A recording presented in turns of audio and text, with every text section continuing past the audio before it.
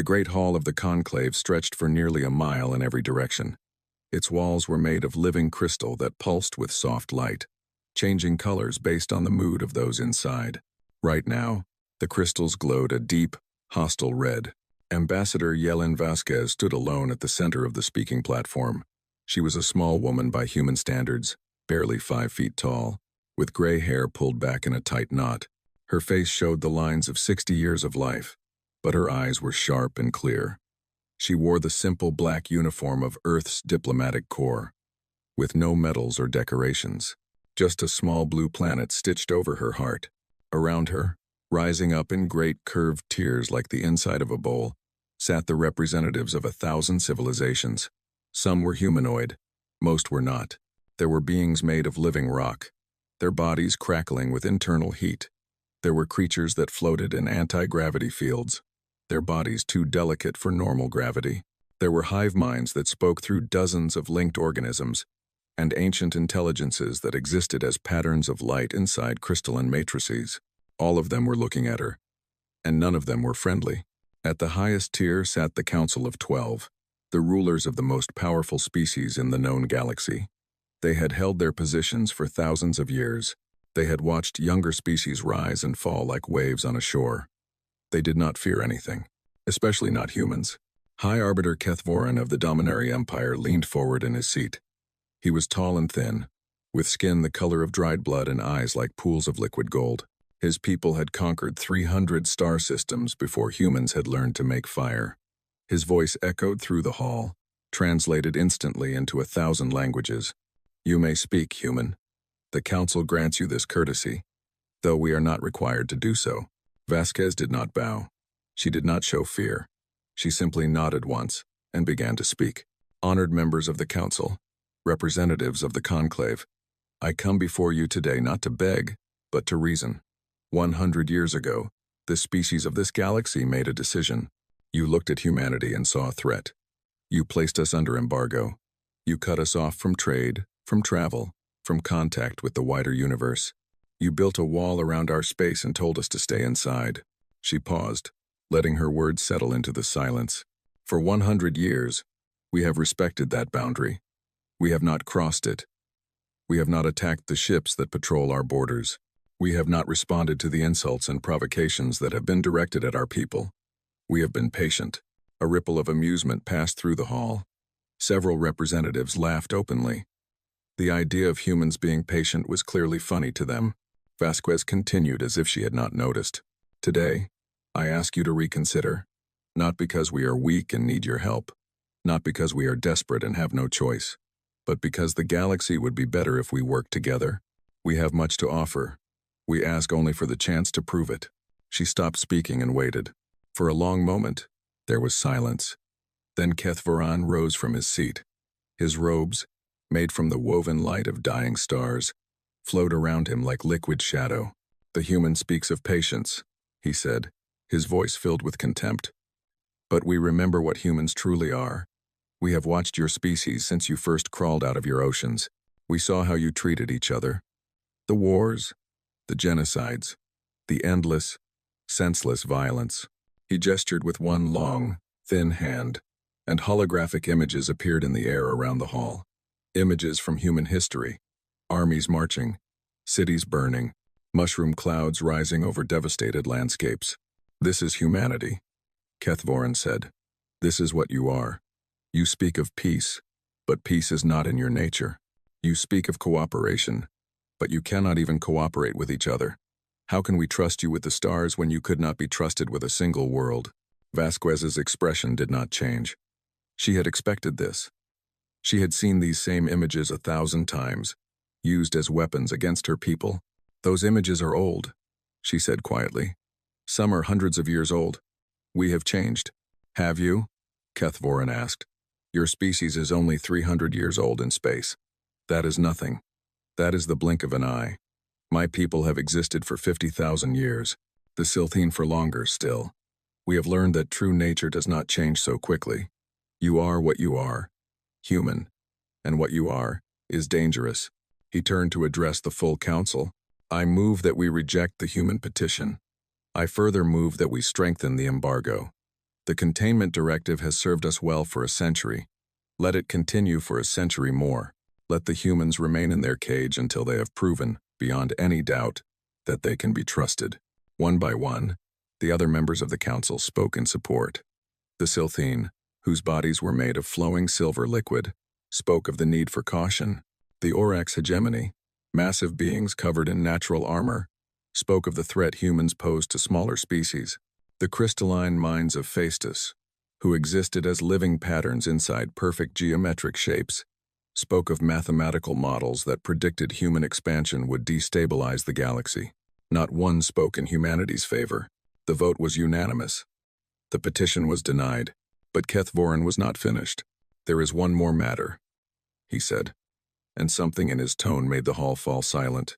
"For too long, we have been content to simply contain the human threat. We have watched and waited, hoping they would learn their place. But recent reports suggest that humans have been attempting to develop new technologies, weapons that could threaten the peace we have built." He paused, letting the implications sink in. "I propose that we move from containment to active suppression. Any human vessel found outside its designated zone will be destroyed without warning. Any human colony that shows signs of military development will be subject to immediate inspection and, if necessary, neutralization. We will not wait for the humans to become a threat. We will ensure they never become one." The hall erupted in noise. Some species protested that this was too extreme. Others argued it was not extreme enough. But in the end, when the vote was called, the result was the same. Unanimous. The containment directive was expanded. Humanity was not just imprisoned now. They were under sentence of death for any attempt to escape. Vasquez stood through it all, her face showing nothing. When the votes were finished, when the cheering and congratulations had died down, she spoke one last time. "I thank the council for its time," she said, her voice calm and clear. "I understand your decision. I do not agree with it, but I understand it." She looked around the hall, meeting the eyes of species after species. "You see us as children, dangerous children who cannot be trusted with sharp objects. You believe you are protecting the galaxy from us. You believe you are doing the right thing." She paused. "But I want you to remember this moment. Remember that we came to you in peace. Remember that we asked for nothing but a chance. Remember that you rejected us. Not because of anything we did, but because of what you feared we might do." Kethvorin laughed. "Is that a threat, human?" Vasquez shook her head. "No, High Arbiter. It is not a threat. It is a warning. You have made your choice today. I pray that you understand its weight. I pray that you will not come to regret it." The laughter spread through the hall. The idea that humans could make the mighty conclave regret anything was the funniest thing most of them had heard in years. Vasquez did not smile. She simply bowed her head once, turned, and walked out of the great hall. Her shuttle was waiting at the diplomatic dock. It was a small vessel, barely large enough for a crew of 3, painted in the plain gray colors of Earth's diplomatic fleet. Compared to the massive warships that filled the station's other docks, it looked like a toy. Her aide, a young man named Thomas Chen, was waiting at the airlock. His face was tight with controlled anger. "I watched the proceedings," he said as she boarded. "They didn't even consider it. They had decided before you even spoke." Vasquez nodded. "I know. Then why did we come? Why did we go through this farce?" The ambassador looked at him with something like sadness in her eyes. "Because we had to try, Thomas. We had to give them every chance. We had to be absolutely certain that there was no other way." "No other way to what?" Vasquez did not answer. She simply walked to the shuttle's small observation window and looked out at the stars. "Take us home," she said quietly. The shuttle detached from the station and began its long journey back to human space. Behind them, the conclave continued its business, already forgetting the small human woman who had come to beg for scraps. They would remember her soon enough. 3 days later, the shuttle crossed the border into human space. Thomas expected to see the usual patrol ships, the small defensive fleet that guarded their boundaries. Instead, he saw nothing. "Where are the patrols?" he asked. Vasquez smiled slightly. It was the first time she had smiled since leaving the conclave. "They have been reassigned." "Reassigned? To where?" Wenby Iper, the ambassador, turned away from the window. "There are things I need to tell you, Thomas. Things that very few people know. When we reach Earth, you will be briefed fully. But for now, I need you to understand one thing. She looked at him with those sharp, clear eyes. The galaxy thinks they have been containing us. They think they have been keeping us in a cage, preventing us from becoming a threat. They are wrong. We have not been contained. We have been hiding. Thomas felt a chill run down his spine. Hiding? From what? Not from anything. Hiding ourselves. Hiding what we have become. I don't understand. Vasquez placed a hand on his shoulder. You will. Soon everyone will. The shuttle continued its journey into human space. Behind them, in the vast emptiness between stars, something stirred. Something massive. Something that had been waiting for a very long time. The conclave had made its choice. It had chosen to treat humanity as an enemy. It had chosen to cage them, to suppress them, to prepare for their eventual destruction. It had chosen extinction. It just didn't know whose extinction it had chosen. On the Dominari border, Captain Threncal of the patrol fleet received his new orders. Shoot on sight. No warnings. No mercy. Any human vessel found outside its designated zone was to be destroyed immediately. He read the orders with satisfaction. For 30 years, he had watched the human border. For 30 years, he had waited for them to try something. Now, finally, he had permission to act. He looked at his fleet arrayed around him. 300 warships, each one capable of destroying a planet. Against the primitive human vessels, it would be no contest at all.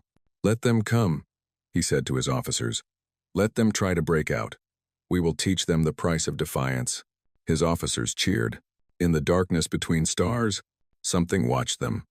Something old. Something patient. Something human. And deep in its metal heart, something began to wake up. The countdown had begun.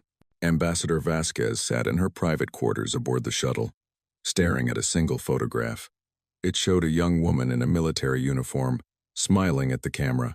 Her daughter, killed 40 years ago when a Dominari patrol had accidentally destroyed a human medical ship. They had called it a mistake. They had offered compensation. They had promised it would never happen again. It had happened again. And again. And again. Hundreds of ships. Thousands of lives. All mistakes. All accidents. All unpunished. The galaxy thought humans were dangerous because of their capacity for violence. They were wrong. Humans were dangerous because of their capacity for patience, for planning, for remembering. Vasquez closed her eyes and whispered a single word. Soon, in the great hall of the conclave, the crystals continued to glow red. The representatives continued their business, making deals and alliances, fighting their petty wars and playing their ancient games. None of them noticed that the human ambassador had not looked defeated when she left.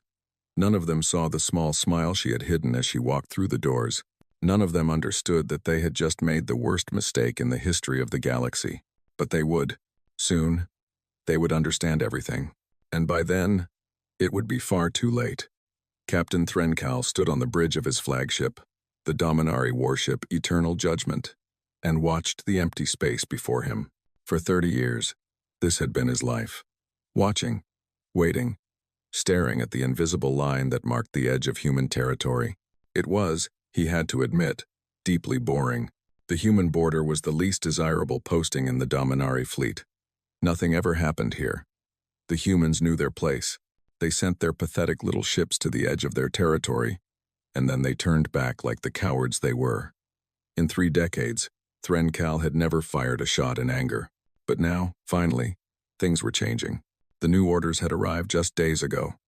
The containment directive had been strengthened. Any human vessel found outside its designated zone was to be destroyed immediately. No warnings. No mercy. For the first time in a century, the Dominari were authorized to take aggressive action against the humans. Threncal was pleased. More than pleased. He was excited. After 30 years of watching and waiting, he would finally get to do what he had trained for. He would finally get to show the humans why the Dominari had ruled the stars for 50,000 years. His fleet was impressive. 300 warships, arranged in a perfect defensive formation along the border. Each ship was a masterpiece of Dominari engineering, built to specifications that had been refined over millennia. Their weapons could crack planets. Their shields could withstand the heat of a star. Their crews were the finest soldiers in the galaxy. Against them, the humans had nothing. Their ships were primitive things, barely capable of faster-than-light travel. Their weapons were laughable. Their defenses were non-existent. If the humans were foolish enough to try anything, they would be crushed in moments. "Captain," his sensor officer called out.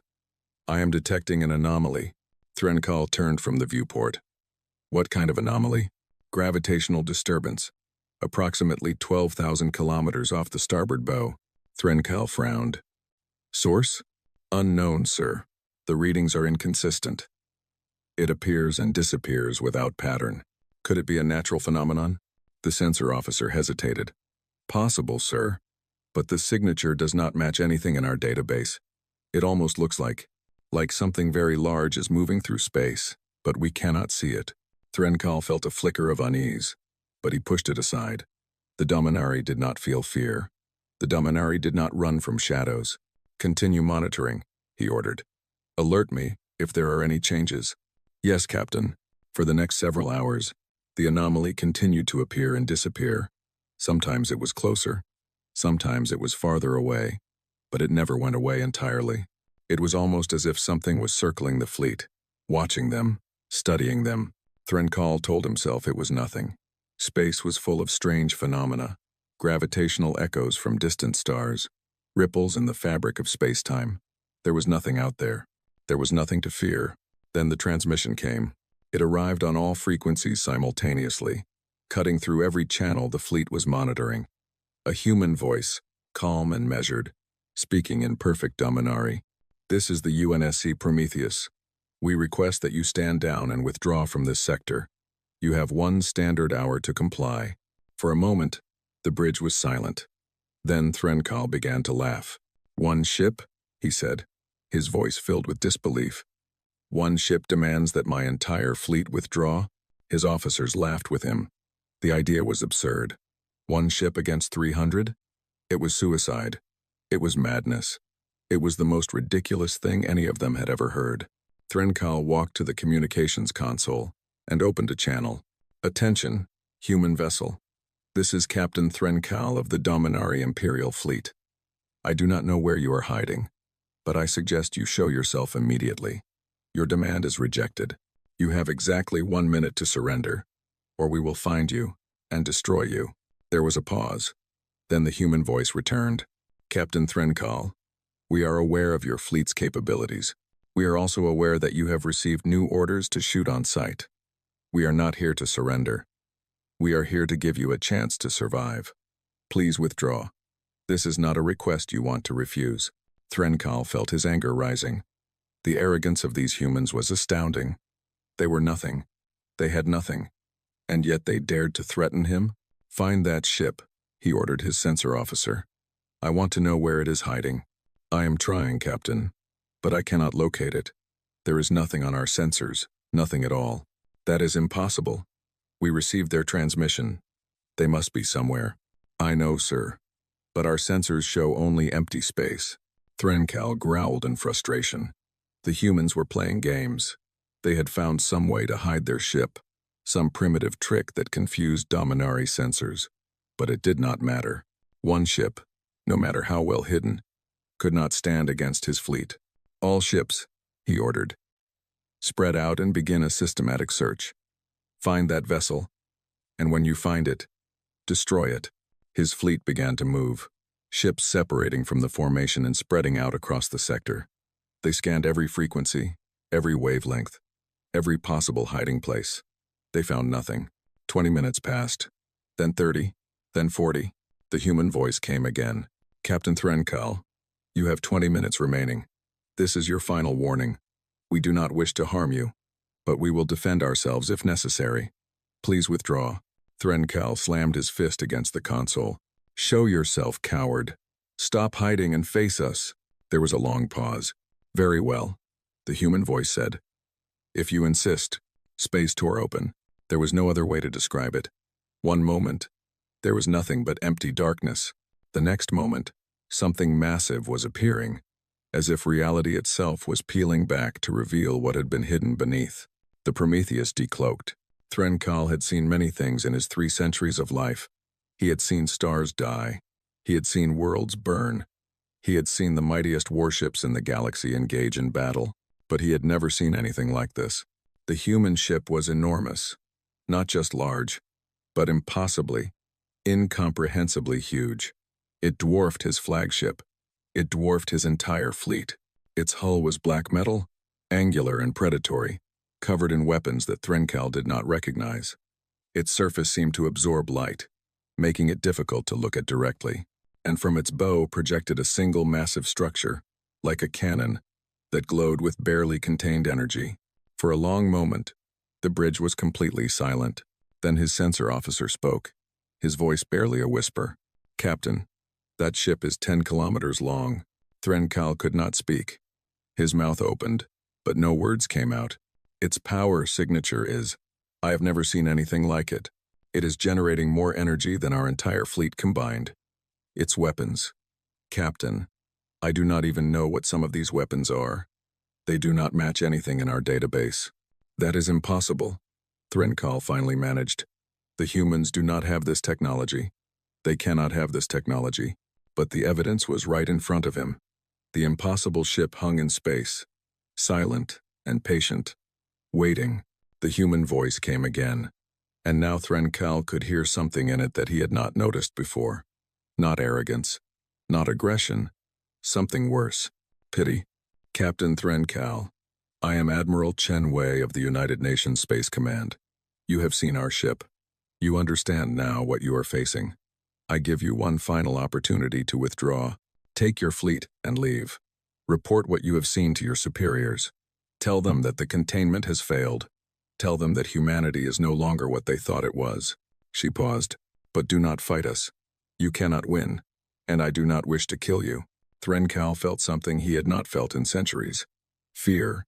Real, genuine fear. The kind of fear that made his heart race and his hands tremble. But he was Dominari. The Dominari did not retreat. The Dominari did not surrender. The Dominari fought until victory or death. "All ships," he ordered, his voice steadier than he felt. "Target that vessel. Prepare to fire on my command." His officers hesitated. "Captain," his first officer said quietly, "perhaps we should consider—" "I gave you an order," Threnkal shouted. "We are Dominari. We do not run from anyone. Target that ship and prepare to fire." Slowly, reluctantly, his fleet responded. 300 warships turned their weapons toward the Prometheus. Missile tubes opened, energy weapons charged, targeting systems locked on. On the view screen, the human ship did not move. It simply hung there, waiting. "Admiral Chen," Threnkal broadcast, "this is your final warning. Surrender now, or we will destroy you." The response came immediately. "Captain Threnkal, I was hoping you would be wise. I was hoping you would see reason. But I understand. You are proud. Your people are proud. You have never lost. You do not know how to retreat." A pause. "I am sorry for what is about to happen." Threnkal felt a chill run through his body, but he pushed it aside. "All ships, fire." 300 warships unleashed everything they had. Missiles by the thousands streaked across space. Energy beams of every color carved through the darkness. Nuclear weapons detonated in massive chains of destruction. The combined firepower was enough to destroy a planet. It was enough to crack a moon. It was enough to burn a small star. It hit the Prometheus and did nothing. The human ship did not evade. It did not even try. It simply sat there as the barrage washed over it like water over stone. Explosions bloomed against its hull and faded away. Energy beams splashed against invisible barriers and dissipated into nothing. Missiles detonated in brilliant flashes that illuminated the ship for brief moments before darkness returned. When the barrage ended, the Prometheus was completely untouched. Threnkal stared at his view screen in disbelief. "How?" he whispered. "That is not possible." His sensor officer's voice was shaking. "Captain, their shields. I have never seen readings like this. Our weapons did not even register. It is like we were firing at empty space. They absorbed everything. Everything." On the view screen, the Prometheus began to move. Slowly, deliberately, it turned to face the eternal judgment directly. The massive cannon on its bow began to glow brighter. Admiral Chen's voice came one last time. "That was unwise, Captain." The Prometheus fired. A single beam of light lanced out from the human ship, but it was not ordinary light. It was something else. Something that seemed to twist space around it as it traveled. It moved faster than Threnkal's eyes could follow, faster than his sensors could track. It hit the eternal judgment. There was no explosion, no debris, no dying screams over the communication channels. The ship simply ceased to exist. One moment it was there. The next moment it was gone. Not destroyed. Erased. As if it had never been, the beam continued through the space where the eternal judgment had been. It hit the ship behind it, then the ship behind that, then the next. 6 Dominari warships vanished in the span of a heartbeat. Threnkal was dead before he even understood what was happening. His last thought was not of his family, or his empire, or his duty. It was a simple, terrible realization. They were wrong about the humans. They were all wrong. The battle lasted 4 minutes. Afterwards, the surviving Dominari vessels fled in all directions, their crews broadcasting distress signals on every frequency. They screamed about monsters, about demons, about a ship that could not be hurt and could not be stopped. Admiral Chenwei stood on the bridge of the Prometheus and watched them go. Her face was calm, but her eyes were sad. "Should we pursue, Admiral?" her tactical officer asked. Chen shook her head.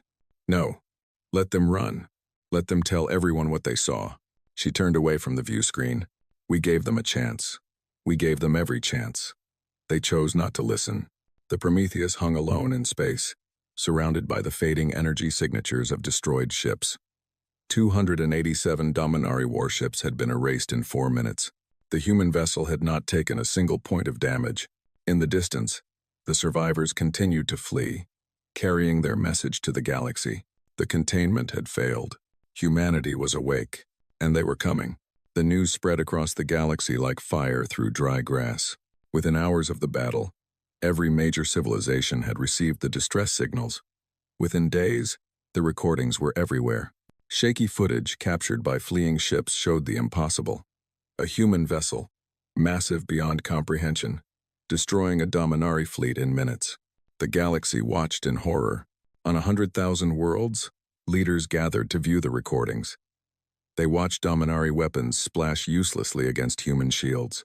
They watched the Prometheus fire its terrible beam, erasing ships as if they were made of smoke. They watched the survivors flee, their voices raw with terror, and they asked themselves the same question. How? How had the humans built such a ship? How had they hidden it? How had the galaxy's most advanced civilizations failed to notice what was happening right under their noses? The answer was simple, though no one wanted to believe it. They had been arrogant. They had been foolish. They had looked at humanity and seen only what they expected to see, and now they would pay for their blindness. Admiral Chenwei sat alone in her quarters aboard the Prometheus, staring at a photograph on her wall. It showed a young man in a military uniform, smiling at the camera with the confident grin of youth. Her son, David, dead for 53 years now. The Silthene had killed him. Their raiders had attacked a human colony ship, claiming it had strayed into their territory. 3,000 colonists had died, including David and his young family. Chen's grandchildren, whom she had never met, had been only 4 and 6 years old. The Silthene had paid compensation. They had expressed regret. They had promised it would never happen again. It had happened again. To other families, other children. The galaxy had treated human lives as worthless for a century, and humanity had been forced to accept it because they had no choice. But now they had a choice. Chen closed her eyes and let herself remember. 100 years ago, humanity had discovered faster than light travel. It had been an accident, really, a side effect of experiments with exotic matter. Within a decade, humans had colonized 30 worlds. Within 2 decades, they had contacted their first alien civilization. It had not gone well. The galaxy looked at humanity and saw something terrifying. A young species, barely out of its cradle, already reaching for the stars. A species with a history of violence and conquest. A species that bred quickly and spread faster. A species that refused to know its place.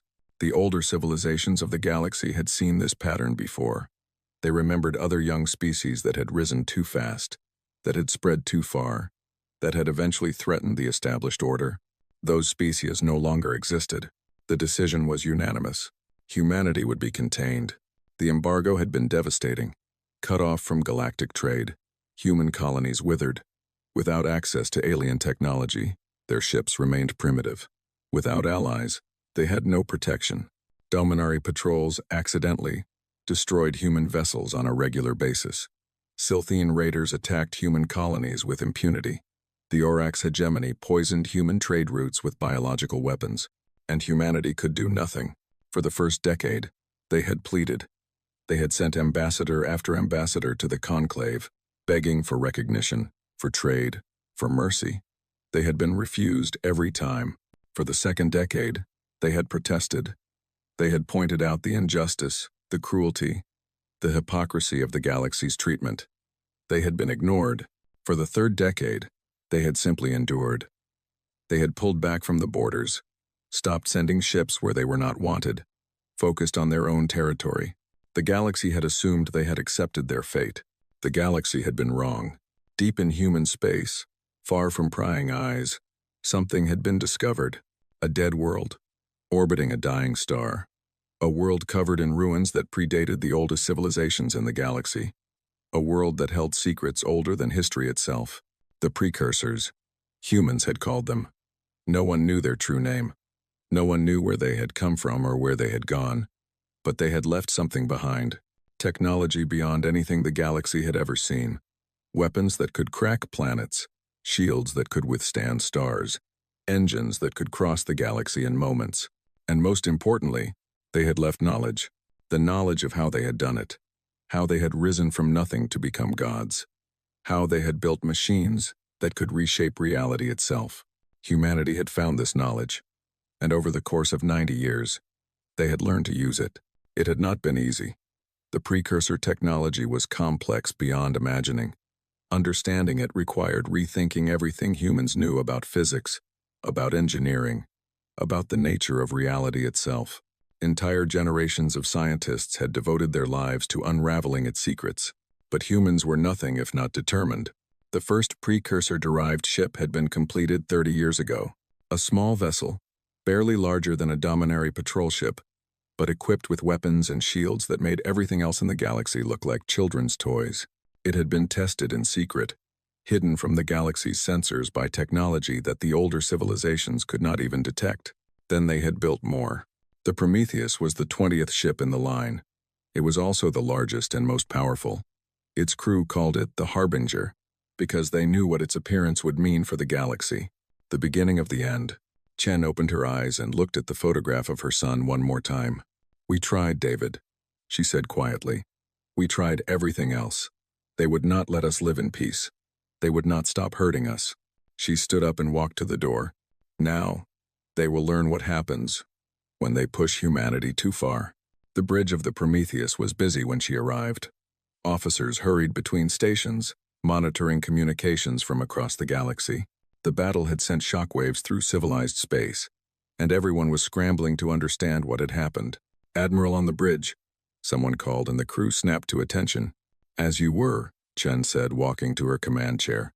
"What is the situation?" Her executive officer, Captain Marcus Webb, handed her a tablet. "The recordings have reached every major civilization, Admiral. The conclave has called an emergency session. Fleet movements are being detected across the galaxy." "They are scared," Chen said. It was not a question. "Terrified, sir. Our analysts estimate they are pulling ships from every sector to form a unified response fleet. Current estimates suggest they will have at least 50,000 warships assembled within the month." Chen nodded. "Good." Webb looked at her uncertainly. "Good, sir? 50,000 ships in one place is much more efficient than 50,000 ships spread across the galaxy. When we destroy them, we will only have to do it once." The bridge fell silent. Every officer understood what the Admiral was saying. Every officer knew what was coming. War. Total, complete, unavoidable war. And humanity intended to win. "Admiral," the communications officer called out, "we are receiving a transmission from Earth. Priority Alpha." On screen, the main view screen flickered, and the face of President Elena Rodriguez appeared. She was a small woman with dark hair and sharp eyes, and she carried herself with the quiet confidence of someone who had been preparing for this moment her entire life. "Admiral Chen," she said, "I have reviewed your report. The battle proceeded as expected?" "Yes, Madam President. Enemy casualties were total. Our casualties were 0. And the survivors? They escaped to spread the word?" "Yes, ma'am. By now, every civilization in the galaxy knows what happened here." Rodriguez nodded slowly. "Then it is time. Admiral Chen, by the authority vested in me as President of the United Earth Government, I am hereby issuing War Order Alpha. You are authorized to proceed with Operation Revelation." Chen felt her heart beat faster. They had planned for this moment. They had trained for this moment. But hearing the words spoken aloud still sent a chill through her. "Understood, Madam President. Operation Revelation is authorized. Show them, Admiral. Show them what we have become. Show them what a century of cruelty has created." "Yes, ma'am." The screen went dark. Chen turned to her crew. They were watching her, waiting, their faces a mixture of determination and fear. These were her people. They had trained together, fought together, bled together. They knew what was coming, and they were ready for it. "You heard the President," Chen said. "Operation Revelation is go. All ships, prepare for immediate deployment." She paused, looking around the bridge one more time. "For 100 years, the galaxy has treated us like animals. They have killed our people. They have destroyed our ships. They have told us that we are nothing, that we deserve nothing, that we will never be anything." Her voice grew stronger. "Today, we prove them wrong. Today, we show them what humanity truly is. Not the violent children they imagined, not the primitives they dismissed, but something far, far more dangerous." She smiled, and there was something cold in that smile. "We are the species that never forgets. We are the species that never gives up. We are the species that finds a way, no matter how long it takes, no matter how impossible it seems." She stood straighter. "We gave them every chance. We tried peace. We tried diplomacy. We tried patience. They chose to treat us as enemies. They chose to push us into a corner." Her voice dropped to barely a whisper. "And now they will learn what happens when they corner humanity." She turned to face the viewscreen, where the stars waited in silent darkness. "All ships, commence Operation Revelation. Today, the galaxy learns the truth." Across human space, 100 hidden shipyards opened their doors. Ships that had never been seen before rose from concealed bases on hidden moons and secret stations. Some were as large as the Prometheus. Some were larger. All of them were armed with weapons the galaxy had never imagined, protected by shields the galaxy could not penetrate. For 100 years, humanity had been hiding. For 100 years, humanity had been building. For 100 years, humanity had been waiting. The waiting was over. The human fleet began to move, and the galaxy trembled. In the great hall of the conclave, the crystals had stopped glowing red.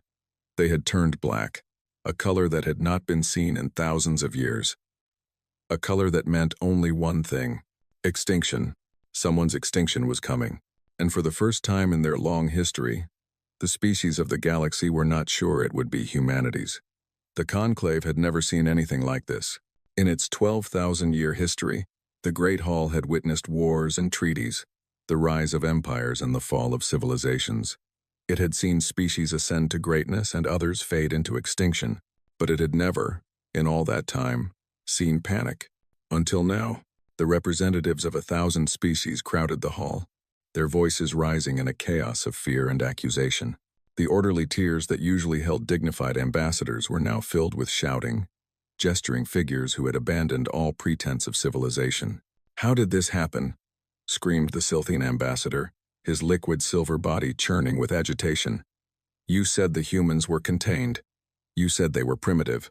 We were deceived," shouted a representative of the Orax hegemony, his massive armored form trembling with rage. "Someone must have helped them. This technology could not have been developed alone.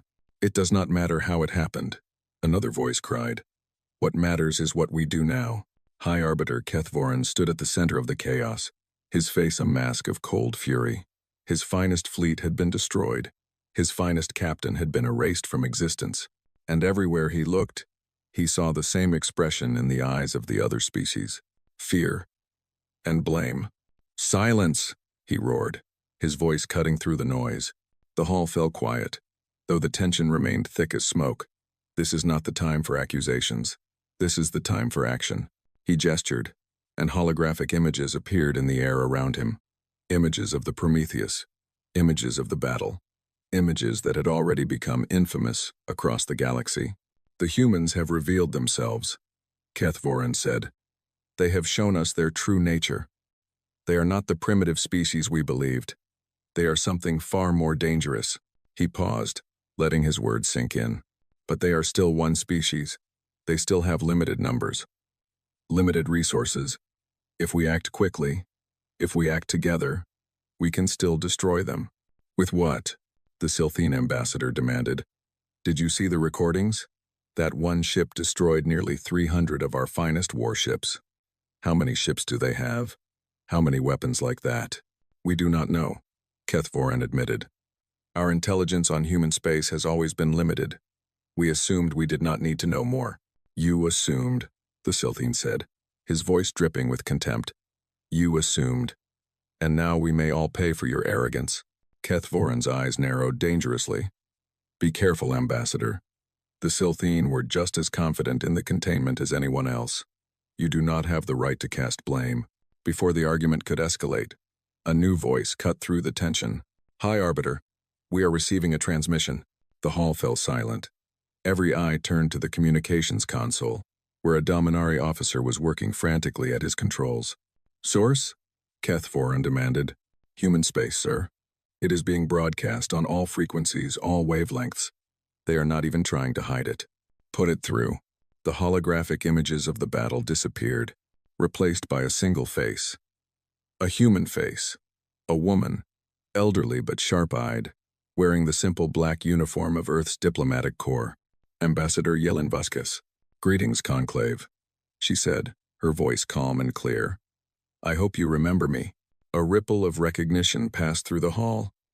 Many of the representatives had been present when Vasquez had delivered humanity's petition. Many of them had laughed at her. No one was laughing now. I warned you, Vasquez continued. When I stood before you, I told you to remember that moment. I told you that you might come to regret your decision. I see now that you remember. She smiled slightly, and there was no warmth in it. For 100 years, you treated humanity as less than nothing. You killed our people. You destroyed our ships. You poisoned our colonies. You told us that we were animals, fit only to be caged and controlled. Her voice hardened. You were wrong. About everything. The image shifted, showing the Prometheus surrounded by dozens of other ships. Massive vessels, each one bristling with weapons that the galaxy had never seen. This is the human fleet. The fleet we have been building while you watched us and laughed. The fleet we have been preparing while you congratulated yourselves on how cleverly you had contained us. The image shifted again, showing shipyards filled with vessels in various stages of construction. Hundreds of them, thousands. And this is what is coming. Every day, we build more. Every day, we grow stronger. While you were playing your games and fighting your petty wars, we were preparing for this moment. Vasquez's face returned to the screen. We do not want war, she said. We never wanted war. We wanted only to be left alone, to live in peace, to be treated as equals. She paused. But you would not allow that. You chose to be our enemies. You chose to treat us as threats to be eliminated. And now you must face the consequences of that choice. What do you want? Kethvorin demanded, stepping forward. Name your terms, human. Vasquez smiled. It is simple, High Arbiter. We want what we asked for 100 years ago. Recognition, trade rights, the right to travel freely among the stars, the right to be treated as a civilized species. And if we agree, then the war ends before it truly begins. Your ships will not be destroyed. Your worlds will not burn. Your people will live. Kethvorin's jaw tightened. And if we refuse? Vasquez's smile faded. Then, you will learn what humanity is truly capable of, and you will not enjoy the lesson. She paused one final time. You have 3 days to respond. Use them wisely. The transmission ended. The hall erupted in chaos once more. We must surrender, someone shouted. We cannot fight this. Surrender to humans? Never. We are the masters of this galaxy. You saw the recordings. You saw what they did. One battle does not make a war. We can still win. Keth Voran stood in the center of the storm, his mind racing. He was Dominari. His people had ruled the stars for 50,000 years. They had never surrendered. They had never retreated. The very idea was unthinkable. But he had seen the recordings. He had watched his finest ships be erased like they were nothing. And he could not shake the feeling that what he had seen was only a fraction of what the humans truly possessed. Silence. He roared once more. We will take a vote. All those in favor of accepting the human terms? A few hands rose. The merchant guilds, some of the smaller species, those who valued profit over pride. All those in favor of resistance? More hands rose. The Dominari, of course. The Orax hegemony. Several of the warrior cultures. But it was not unanimous. The Silthene ambassador stepped forward. His liquid silver body had stopped churning, settling into a smooth, calm surface. The Silthene will not participate in this vote, he said. We have made our own calculations. We have analyzed the data from the battle. We have projected the likely outcomes of continued conflict. He posed. Our conclusion is that resistance is futile. The war is already lost. We simply have not finished fighting it yet. A gasp of shock ran through the hall. What are you saying? Keth Voran demanded. I am saying that the Silthene will not die for your pride, High Arbiter. We are withdrawing from the Alliance. We will seek separate peace with the humans. You cannot do this.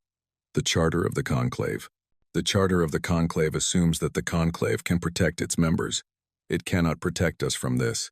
And so we are leaving. The Silthene ambassador turned and began to walk toward the exit. Slowly, hesitantly, other delegations began to follow. The merchant guilds, the crystalline mines of Phaestus, species after species peeled away from the Alliance, seeking to save themselves. Within an hour, the conclave had fractured. Keth Voran stood alone in the great hall, surrounded by the representatives of those species who remained. The Dominari, the Orax, a handful of others, those who were too proud, too stubborn, or too stupid to recognize the truth. Very well, he said, his voice cold as ice. Let the cowards run. Let them beg for mercy from the humans. We will not bow. We will not kneel. We will fight until the last ship, the last soldier, the last breath. His officers cheered, but deep down, in a place he would never admit to anyone, Keth Voran wondered if he was leading his people to glory or to extinction. 2 days later, Ambassador Vasquez returned to the conclave. The great hall was nearly empty now. Most of the species had withdrawn, seeking their own arrangements with humanity. Only the Dominari and their closest allies remained, their delegations arrayed in defiant formation. Vasquez walked to the speaking platform, her footsteps echoing in the vast space. She looked older than she had before, tired in a way that had nothing to do with physical exhaustion. High Arbiter Keth Voran, she said. I have received the responses of the various species. I note that you and your allies have chosen to reject our terms. We have, Keth Voran said proudly. The Dominari do not surrender. The Dominari do not bow to lesser species.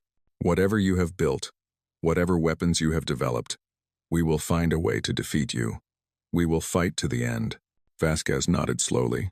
I expected this. I hoped otherwise, but I expected this.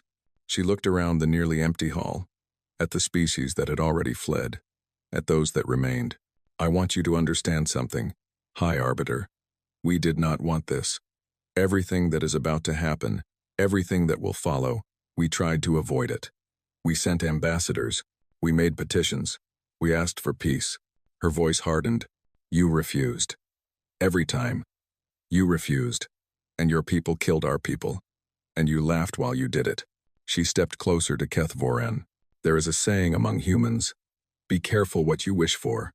You wished to treat us as enemies. You wished to push us into a corner. You wished to force us to become the monsters you believed us to be. She met his eyes. Congratulations, High Arbiter. Your wish has been granted. She turned and began to walk away. This is not over, human, Keth Voran shouted after her. We will fight. We will never surrender. Vasquez paused at the door. Then you have chosen extinction, she said quietly. I am sorry. We gave you every chance. She walked out of the Great Hall for the last time. Behind her, the living crystals of the walls began to pulse with a new color, a color darker than black, a color that seemed to swallow light itself, the color of endings. The war had begun. The war lasted 3 months. Later, historians would struggle to explain how such an ancient and powerful civilization could fall so quickly. The Dominari Empire had endured for 50,000 years. They had conquered 300 star systems. They had defeated every enemy they had ever faced. They fell in 90 days. The human fleet moved through Dominari space like a fire through dry wood. Their ships were faster, their weapons more powerful, their shields impenetrable. Every defensive line the Dominari built was broken. Every fleet they assembled was destroyed. Every world they tried to defend was captured. But the humans did not simply conquer. They did something far more unsettling. They offered mercy. Every Dominari world that surrendered was spared. Every officer who laid down arms was treated with respect. Every civilian was protected. The humans did not burn cities or massacre populations. They did not enslave or torment. They simply took control and moved on. It was not what the Dominari had expected. It was not what anyone had expected. High Arbiter Keth Voran had promised his people glory. He had promised them that the humans would prove themselves to be the monsters everyone believed them to be. He had promised that history would vindicate the galaxy's treatment of humanity. Instead, he watched as world after world fell, and the humans proved gentler conquerors than the Dominari themselves had ever been. It drove him mad. The final battle took place above the Dominari homeworld. Keth Voran had gathered every ship that remained, every vessel that could still fly, 40,000 warships, arranged in a sphere around their sun, protecting the world that had given birth to their civilization. It was everything they had left.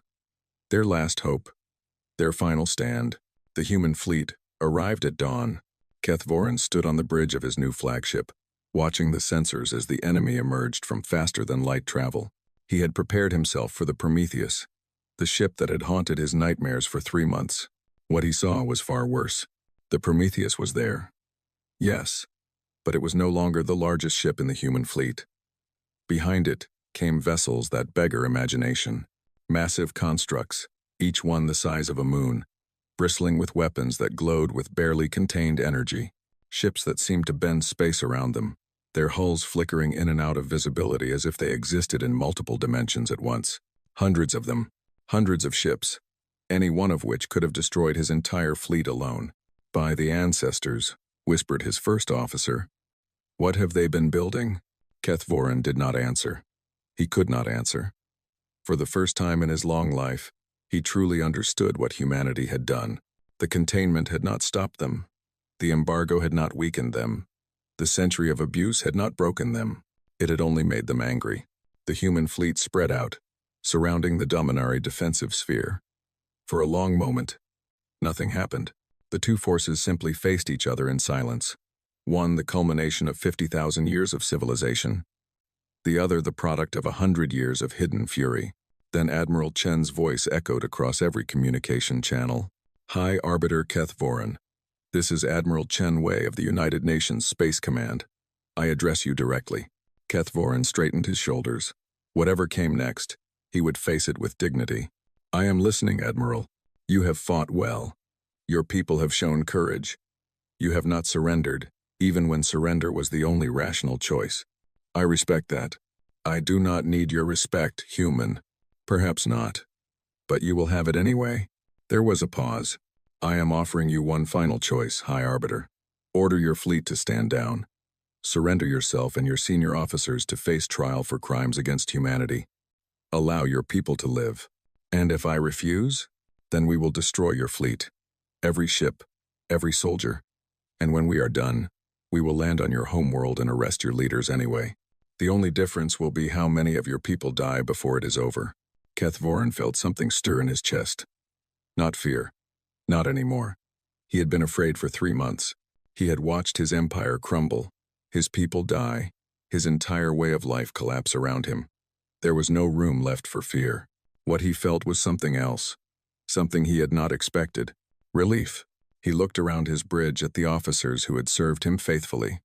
Young men and women who had families waiting for them on the world below. Soldiers who had done their duty, followed orders, fought bravely in a war that was not their fault. They did not deserve to die for his pride. Admiral Chen, he said slowly, if I surrender, what happens to my people? They will live. Your civilization will continue. Your culture, your art, your history, all of it will be preserved. We are not here to destroy you, High Arbiter. We are here to stop you from destroying us. And my leaders, the officers, they will face trial for their actions during the containment era. Those found guilty will be punished according to human law. Those found innocent will be released. And me. You ordered the deaths of thousands of humans over the past 3 months, High Arbiter. You will face trial. The outcome will depend on the evidence. Kethvorin nodded slowly. It was fair. More than fair. Far more merciful than he deserved. Far more merciful than he would have been in their position. He looked at his officers one last time. Some of them were crying. Some were praying. Some just stood in silence, waiting for his decision. First Officer Thrankel, he said quietly. Yes, High Arbiter. You have a daughter, do you not? A young girl? Thrankel swallowed hard. Yes, sir. She is 7 years old. What is her name? Sira, sir. Kethvorin closed his eyes. Sira deserves to grow up with a father, he said. All the children on that world deserve to grow up. All the families deserve to stay together. He opened his eyes. We have lost this war. We lost it the moment we decided to treat humanity as enemies instead of neighbors. Continuing to fight will not change that. It will only add more names to the list of the dead. He reached up and slowly removed his insignia of rank. The symbol of the High Arbiter, worn by the leaders of the Dominari for 10,000 years. Admiral Chen, he said, his voice steady. I am ordering my fleet to stand down. I am surrendering myself and my senior officers into your custody. I ask only that you keep your promise and spare my people. There was silence on the communication channel. Then Chen's voice returned, and for the first time, Kethvorin heard something in it besides cold professionalism. He heard respect. Your surrender is accepted, High Arbiter. Your people will be spared. You have my word. Kethvorin nodded. Then it is done. He turned to his officers. All ships, power down weapons and lower shields. The war is over. One by one, the Dominari warships went dark.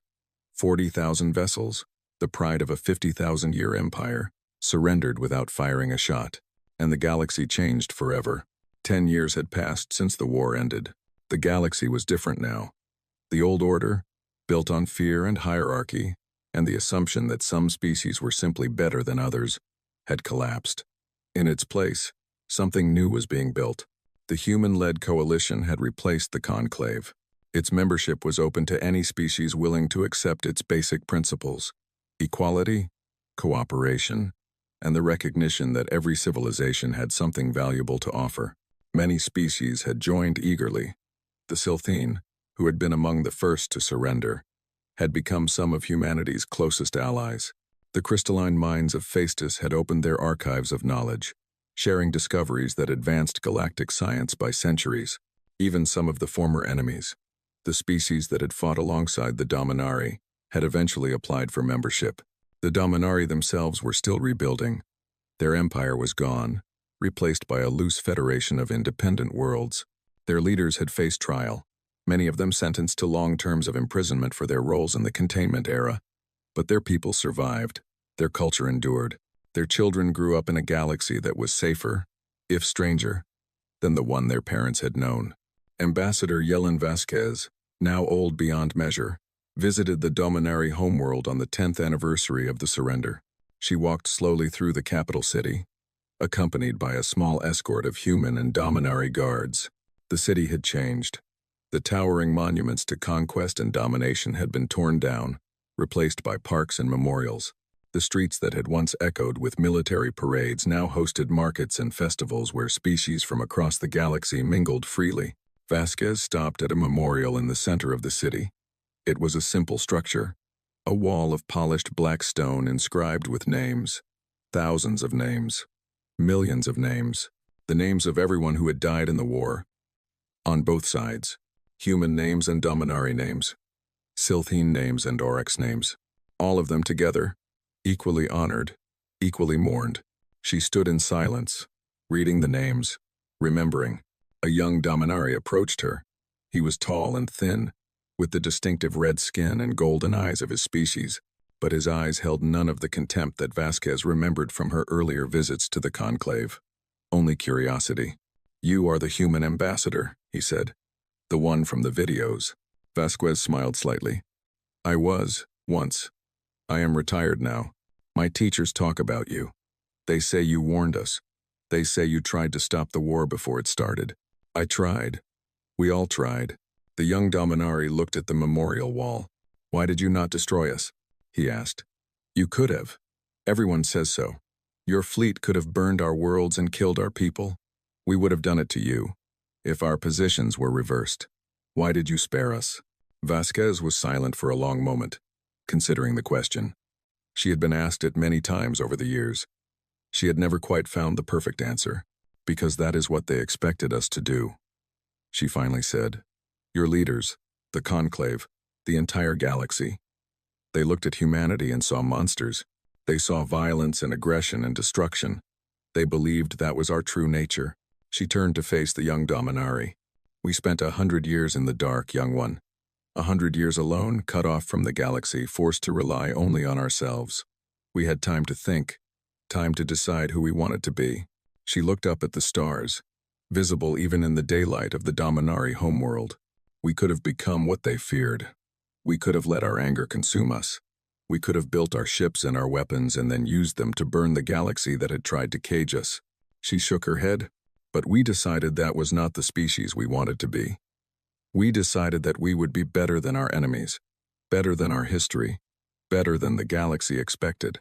She smiled, and this time there was warmth in it. "Humanity has made many mistakes, young one. We have caused much suffering, to ourselves and to others.